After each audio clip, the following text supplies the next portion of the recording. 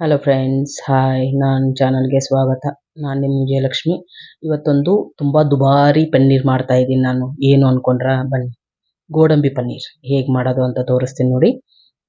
ಗೋಡಂಬಿ ಒಂದು ಬಟ್ಲು, ಪೂರ್ತಿ ಒಂದು ಬಟ್ಲು ತೊಗೋಬೇಕು. ನಿಮಗೆ ಒಂದು ಬಟ್ಲು ತೊಗೊಳಕ್ಕಾಗದೇ ಇದ್ದರೆ ಅರ್ಧ ಬಟ್ಲು ಗೋಡಂಬಿ, ಅರ್ಧ ಬಟ್ಲು ಬಾದಾಮಿ ತೊಗೊಳ್ಳಿ. ಇಲ್ಲ ಪೂರ್ತಿ ಗೋಡಂಬಿನೇ ತೊಗೊತೀವಿ ಅಂದರೆ ಅದರಲ್ಲೊಂದು 10-12 ಬಾದಾಮಿ ಬೀಜನೂ ಹಾಕ್ಕೊಳ್ಳಿ. ಅದೇ ರೀತಿ ಅವನ್ನ ನೆನೆಸಿಟ್ಕೋಬೇಕು ಫಸ್ಟು. ಏನಂದರೆ ಒಂದು ಮಿನಿಮಮ್ ಒಂದು ಅರ್ಧ ಗಂಟೆನಾದರೂ ನೆನಿಬೇಕು ಗೋಡಂಬಿ. ಬಿಸಿನೀರಲ್ಲಿ ಒಂದು 1/4 ಗಂಟೆ ನೆನೆಸಿದ್ರು ಓಕೆ. ಅದೇ ರೀತಿ ಒಂದು 2 ಟೀ ಸ್ಪೂನು ಗಸಗಸೆನ ಅದನ್ನೂ ನೀರಲ್ಲಿ ನೆನೆಸಿಡಬೇಕು. ಬಿಸಿನೀರಲ್ಲಿ ನೆನೆಸಿಟ್ರು ಓಕೆ, ಏನು ತೊಂದರೆ ಇಲ್ಲ.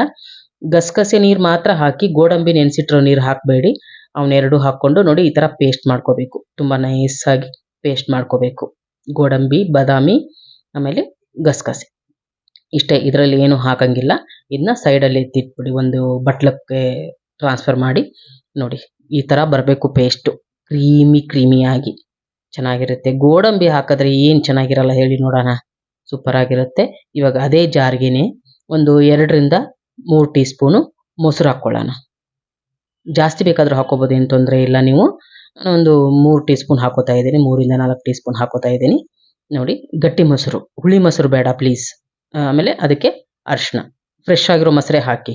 ಅರಿಶಿನ ಒಂದು ಅರ್ಧ tea spoon, red chilli powder 1 tea spoon, ಒಂದು 2 ಟೀ ಸ್ಪೂನು, ನಿಮ್ಮ ಖಾರದ ತಕ್ಕನಂಗೆ. ನಿಮ್ಮ ಖಾರ ಇನ್ನೂ ಸ್ವಲ್ಪ ಬೇಕು ಅಂದರೆ ಜಾಸ್ತಿ ಹಾಕ್ಕೊಳ್ಳಿ, ಕಮ್ಮಿ ಬೇಕಂದರೆ ಕಮ್ಮಿ ಹಾಕ್ಕೊಳ್ಳಿ. ಅದ್ರ ಜೊತೆಗೇ ಕೊರಿಯಾಂಡರ್ ಪೌಡರ್ 1 ಟೀ ಸ್ಪೂನು, ಸರಿನಾ?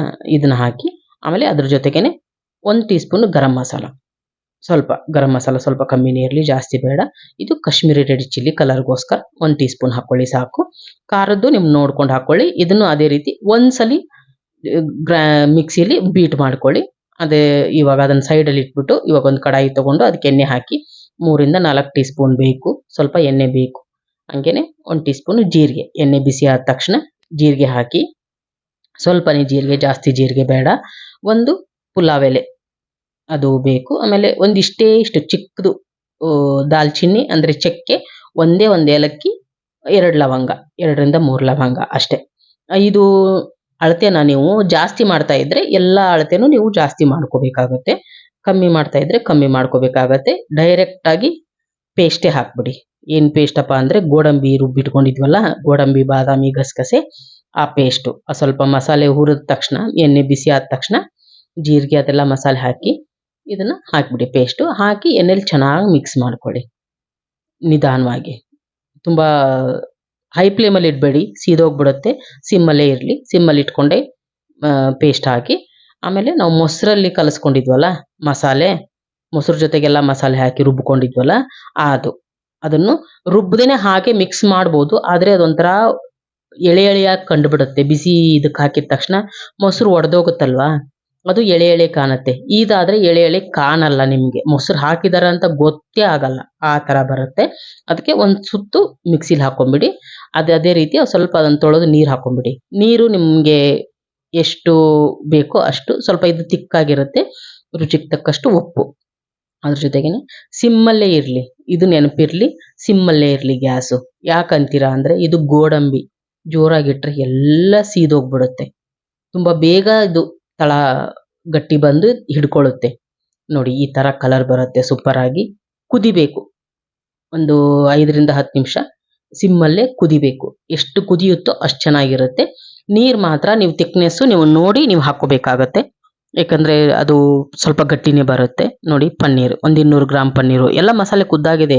ಇದರಲ್ಲಿ ಈರುಳ್ಳಿ, ಟೊಮೆಟೊ ಏನೂ ಇಲ್ಲ, ಕರಿಬೇವು, ಕೊತ್ತಂಬರಿ, ಹಸಿಮೆಣ್ಸಿನ್ಕಾಯಿ ಯಾವುದೂ ಇಲ್ಲ. ಸೂಪರಾಗಿರುತ್ತೆ. ಬಾಯಲ್ಲಿಟ್ಟರೆ ಹೇಳ್ತೀನಿ, ತಿಂದುಬಿಟ್ರೆ ಹಬ್ಬ, ಅಷ್ಟು ಟೇಸ್ಟಾಗಿರುತ್ತೆ. ಅಷ್ಟು ಕಾಸ್ಟ್ಲಿ ಇರೋ ಗೋಡಂಬಿ ಹಾಕಿರ್ತೀವಿ, ಟೇಸ್ಟ್ ಇಲ್ಲದೆ ಇರುತ್ತಾ? ಅದಕ್ಕೆ ಇದಕ್ಕೆ ನಾನು ಹೇಳಿದ್ದು ಕಾಸ್ಟ್ಲಿ ಪನ್ನೀರು ಅಂತ.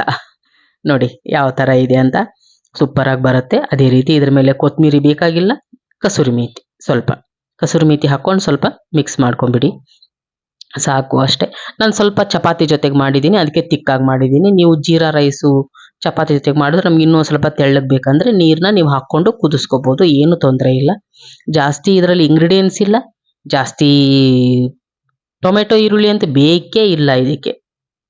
ನೋಡಿ ಗೋಡಂಬಿ, ಬಾದಾಮಿ ಇದ್ದೇ ಇರುತ್ತೆ ಮನೇಲಿ, ಆದರೆ ಇನ್ನೂ ಸ್ವಲ್ಪ ಜಾಸ್ತಿ ಪ್ರಮಾಣದಲ್ಲಿ ಗೋಡಂಬಿ ಹಾಕಬೇಕಾಗತ್ತೆ.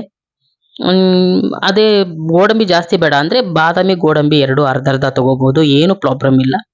ಸೂಪರ್ ಆಗಿರುತ್ತೆ ಟೇಸ್ಟ್ ಮಾತ್ರ. ನೋಡಿದ್ರಲ್ಲ ಫ್ರೆಂಡ್ಸ್, ಪನ್ನೀರ್ ಎಷ್ಟು ಚೆನ್ನಾಗಿ ಎಷ್ಟು ಫಟಾಫಟ್ ಅಂತ ಮಾಡಿದ್ವಿ ಅಂತ. ವಿಡಿಯೋ ಲೈಕ್ ಆಗಿದ್ರೆ ಶೇರ್ ಮಾಡಿ, ಲೈಕ್ ಮಾಡಿ, ಸಬ್ಸ್ಕ್ರೈಬ್ ಮಾಡಿ. ಇಷ್ಟ ಆದರೆ ನಂಗೆ ಕಮೆಂಟ್ ಮಾಡಿ ಪ್ಲೀಸ್, ಬೇರೆ ಯಾವ್ದು ಬೇಕು ಅಂತ. ಇದೇ ರೀತಿ ನಾನು ನಿಮ್ಮ ಜೊತೆಗೆ ವಿಡಿಯೋ ತರ್ತಾ ಇರ್ತೀನಿ. ಓಕೆ, ಬಾಯ್.